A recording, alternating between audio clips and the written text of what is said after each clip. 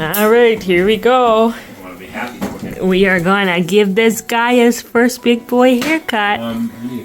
So we've been holding off. So we always hold off because, well, it's so sad to see their first haircut. But I think it's about time. It's pretty long and it's pretty rat's nest looking. Do you have a mouse in there? Mm-hmm. Do you have mice in your hair? No. No. Are you excited for your first haircut? Yeah. Yeah, you're waiting patiently, like a big boy, aren't you? Mm-hmm. I'm not sure if any of our other ones were this eager. No, I think they all cried. Yeah, he might cry, yeah, but he's pretty excited. Hi. You're pretty short, little fella. Are you ready? I'm gonna be noisy. Oh, aren't you a big boy? Look at you. Wow. He's a big boy. Is that really really low, or it seems like really short? I think I'm gonna have to do the top first. I can't see the bottom.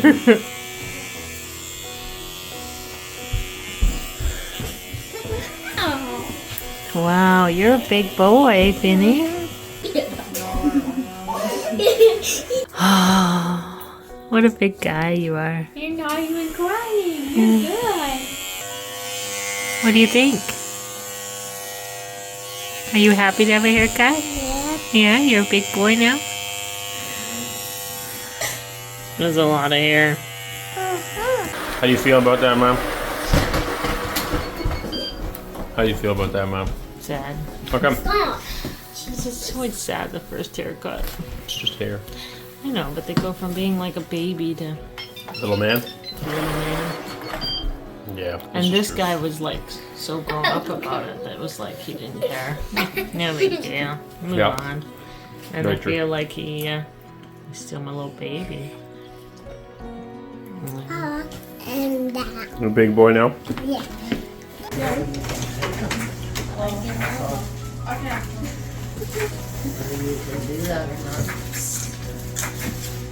Oh my word! Look at you! Aww! No, they look so cute. You look like a totally different boy. Oh my goodness, Nana was gonna cut it a lot longer than that. Mwah. Filming you. Crying. Why? Well, because somewhere down the road you're going to want to see this.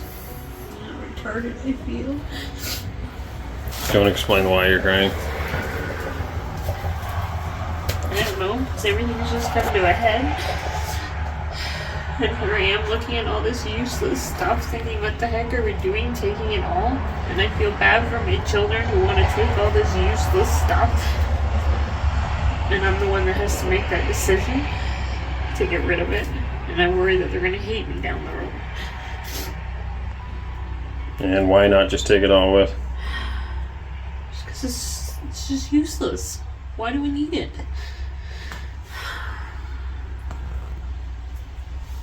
Right? It just seems so dumb. We're of the same mind, by the way. And I have no idea if this will even ever get on YouTube or not. We've reduced it down to this. We got this and this. You know, and most people can't move because they can't let go of their stuff. And it's just stuff. And I was thinking right now again of all the refugees around the world that have to flee from their homes. What are they taking with? Probably like a backpack with some clothes. That's about it, depending on how much time they got. When it comes down to it, what's the important stuff? It's tough letting go. It really is, but at the same time, there's a refreshing moment too. Anyway, she was just having a moment because you know, there's a lot of stuff that the kids have, and you want to be a good parent. And what does that mean? Does that mean teaching them to let go? Or does it mean taking their stuff with? Obviously, she wants to take as much as possible for the kids so that their lives are the least disturbed possible. But on the flip side, it doesn't make any sense to cart some of this. Like, some stuff is very easily replaceable and isn't that important to drag across the pond. feel like years, like months ago, and we started packing these bags, our thought process has changed since then too. Like the kids themselves have been like, I think if they came in here and they looked at some of this stuff, they would be like, oh, why did I bother taking that? Oh, why did I bother taking that? Right? And I'm the same mind. I'm like, well, that's kind of dumb. Why would we take that? Right? But I have to make that decision now, and I just feel so bad for the kids because it's like one day if they see a picture of something they used to have, they'd be like, oh, I wonder where that went, and then, you know, I feel terrible because I had to get rid of it for them. Right. Makes sense. You want to do the right thing, and it's hard to know what that is. It also doesn't make sense to rent a storage locker for an indefinite period. I mean, stuff doesn't stay good in these things forever, and we don't know if we're ever coming back. If we're coming back, we're not planning on it. We're planning on moving there and starting a new life. And long term, it's best for the kids. It's short term pain, I guess. But we have been in the motorhome for 5 months now or something, and we have everything we need in there. Everything that we need to survive and to live and to function. We've had a great time. The kids have had a blast. It's been an exciting summer. We didn't have any of this. Okay, all we have is our clothes. There is a select few toys in the motorhome, and a select few games. Other than that, it's just basically our clothes. That's all we've got. And it comes down to it, that's all you actually need is some clothes to wear and some food. The rest of this stuff is just stuff. Lots and lots of stuff. Hey, the day is getting closer. We are, what is it now? Thursday. So we got today and tomorrow and Saturday. We need to get to the airport around lunchtime. So we got about 2 days left here yet to finish packing whatever we need and just getting more organized, which we're going through bags again, deciding what we need, don't need, all that kind of stuff. I just talked to the Mennonite contacts that I have there in Georgia, and for some reason he's not getting any of my texts. I don't know why, and he's not able to call me. I can call him, but he tried to call me multiple times and he can't get a hold of me. And I kept sending him texts. I know they don't text, but he says he will receive them, and so I've sent them texts wondering, hey, have you found a house yet? I'm like, the guy's not replying. What's going on here? Because you forgot about us or something, or we're all on our own. So in the meantime, I've rented a hotel for 8 days, and we'll just stay there. It's relatively affordable over there. And then figure, well, we'll figure it out when we get there, I guess. I don't know. Don't want to keep bugging this guy. Now, yesterday I got a phone call from his dad saying that I need to call him. For some reason, the phone's not working. I need to call, Jeremy is his name. I need to call Jeremy in Georgia because he's got some info for me. So I'm like, oh, okay. So I gave him a call this morning, and he says he hasn't got any of my texts. He's been trying to get a hold of me, and it's not working. So I don't know what the deal is on that. I have no idea. International calling, if he's maybe hasn't punched a proper code in, but why my text wouldn't be going through, I don't know either. In any case, it is what it is. They have found some housing in the village where he's in. There's no, I mean, there's some houses available, but they need a lot of work. They're not ready to move in, and they're not furnished.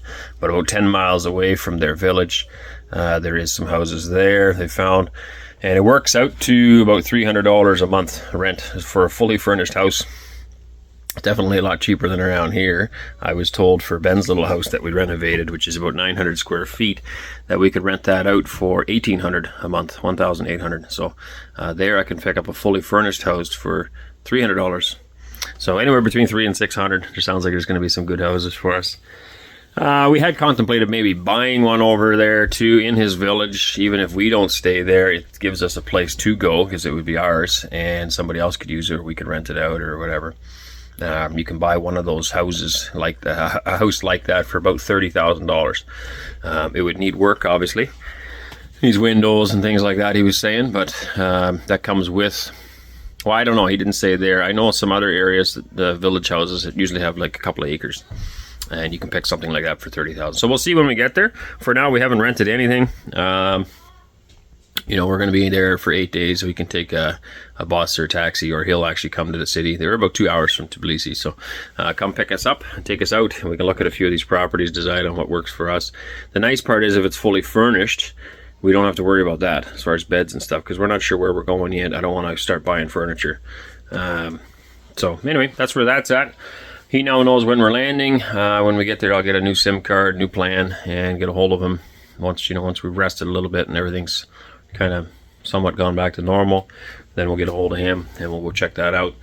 There's 3 families there now, Mennonite families. We're not planning on joining with them, other than, I mean, we do have a lot in common, and we have similar friends back home here. That's, you know, I've never met these people, but they're very welcoming and helpful, and yeah, look forward to seeing us. So we'll spend some time with them, and then check out the area. I want to do lots and lots of exploring. Georgia is an absolutely beautiful country from what I've seen, so we're all really looking forward to that. Unfortunately, we have gotten a little bit sick. A bunch of the kids get snotty noses and coughing going on now. Go figure. We got to get on a plane here shortly. You know, hopefully we can, we're going to put them all for naps and stuff, and hopefully we can get through that before we take off. You know, it'd be nice if they, for themselves too, if they're healthy and can enjoy the flight. But for everybody else on the plane too, hearing the kids hacking and coughing won't be fun. So yeah, you're up to speed. Hello again. This is becoming a talking channel, and we're going to get back to farming and working at some point, but we're on our way to pick up the U-Haul trailer. We're going to pick it up a little earlier, just going to work out better that way. While we're driving, all of a sudden I got a text from the kids on Anissa's phone. We left it with the kids saying, please let us know before you get rid of any more of our stuff or something. I'm like, that doesn't sound like my kids telling me that I need permission from them, right? So anyway, that's not what it was. So I called them up. I'm like, what's going on, guys? What's up? The video that I made the other day of Anissa being kind of upset about, you know, having to get rid of the kids' stuff, I guess they seen it when they were in my phone yesterday. They took a few pictures with my phone, and while they were trying to show those pictures to Anissa, they happened to catch part of that video. And so today the boys came up with the idea that their stuff's not that important, and they'd rather that Mama can take her sewing machine and some important things with. They called to say basically you can get rid of most of our stuff because it's not that important. So I thought that was pretty big of them. That was Wes and Waylon. Yeah, very cool. Not that we needed their permission, but still, you want to do what's best for them, and you don't, you know, it's pretty hard for them. Their whole life is getting uprooted and switched, right? And it's not affecting any of them negatively. Like, they're all excited, but it's still so much change. It would be nice to kind of take with some familiarities with you and set up in a new home. And so that's what Anissa's really trying. So to hear the boys say that, it was very grown up of them and very mature, I guess. Any thoughts on the matter? You're crying again. It's just a common occurrence, but you're impressed with your boys. Yeah. So anyway, I told them that we're not throwing out all their stuff. We'll keep whatever we think is very important and not replaceable, and some stuff that is replaceable is replaceable easily, and doesn't have, you know, a big sentimental value. We can just get again later, right? So anyway, just thought I'd fill you in on that. We're down the road here right now. We're gonna pick up a little U-Haul trailer.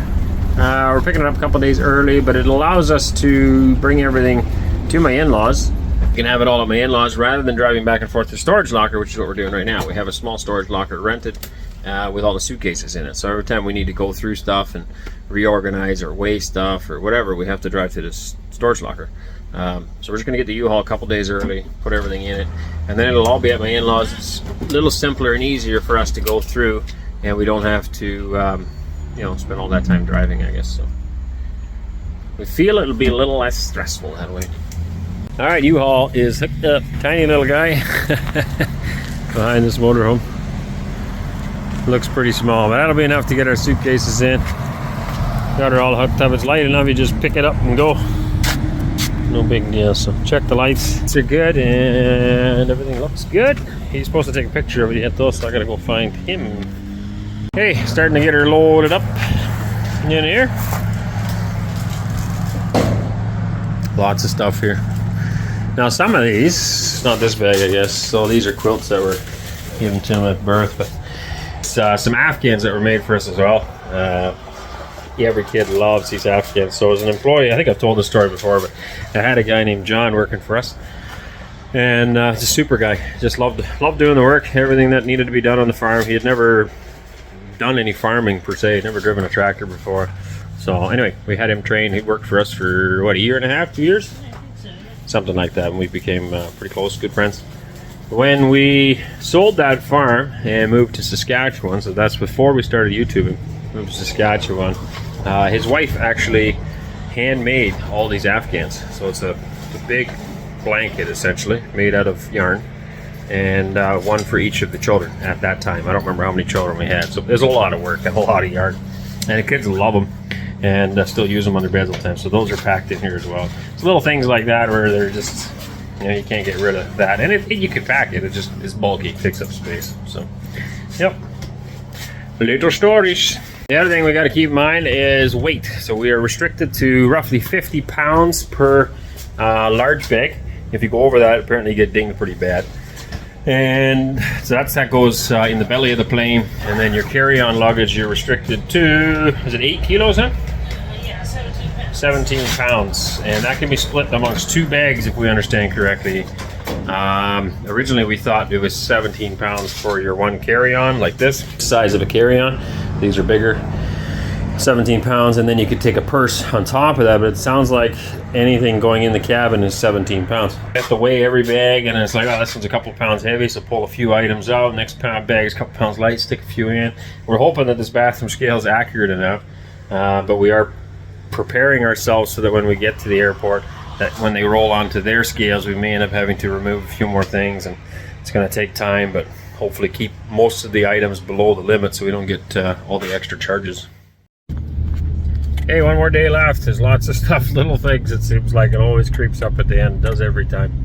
I had figured on taking out power tools. Now we weren't going to, then we were going to, and then we weren't going to, and then I had them all packed.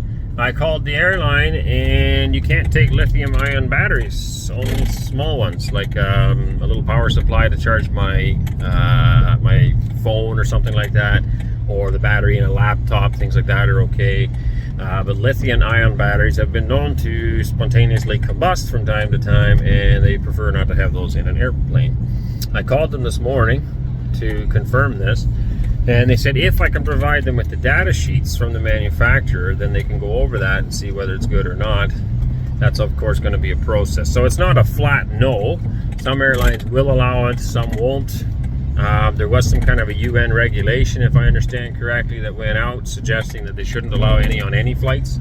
Main reason is when they do combust, they do have fire suppression technology on an airplane, but those types of electrical fires are really hard to put out.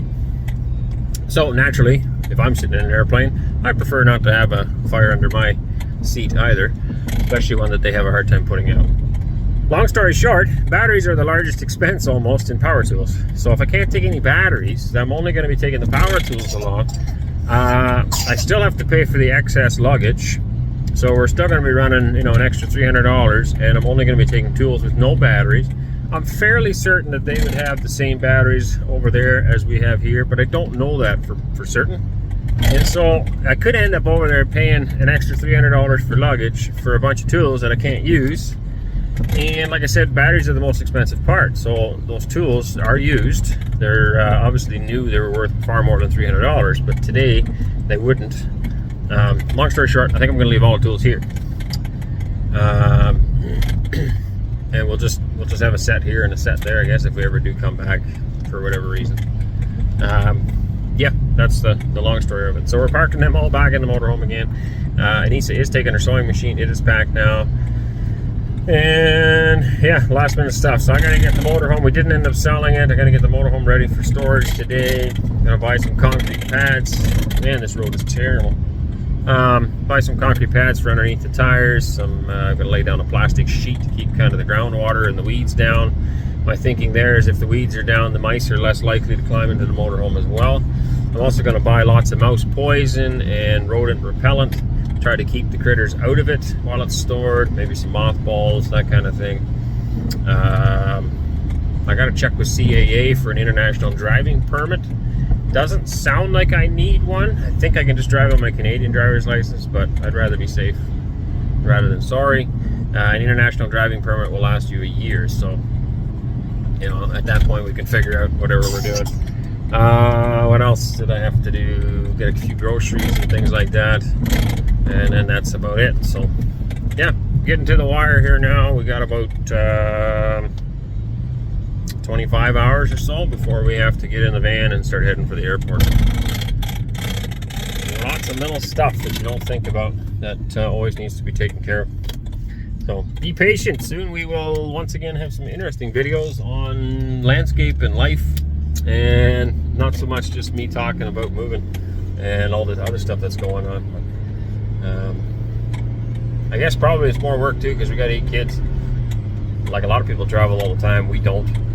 And in this case, we're packing all of our lives into 16 suitcases. That makes it more complicated, I suppose, too. It's not just a simple holiday, right? A holiday's easy, pack a few clothes, get in the plane, and let's go. But this is a little bit more complicated. Hey. It's too bright. My sunglasses. Sorry, I just woke up and this lady's telling me her terrible stories of last night. Oh man, we need the best sleep we could get, and like it was like the worst sleep we could get. Did you get any sleep? Apparently it's 6 in the morning, so I must have got something, but I'm not sure how many hours I got. We have a couple sick babies. Oh, So it's cough, cough, cough, cough, cough. never, ever. They haven't been sick before, and of course they have to get sick the like day or two before we go on a plane. Yeah. Sorry for shining this bright light in your eyes. Anyway, it was quite amusing. I finally got her to sleep on my lap, but I was in the most uncomfortable position there was. So then I was like trying to shimmy this way and shimmy that way and trying to get a comfortable position. And then I'm like, just, So why don't you go lay down for another hour or so? I'm getting up. It was horrible. Anyway, I think she must have been cold because now she's covered up like a bundle and she's still sleeping. Oh my, a lot of sweat. Baby sweats.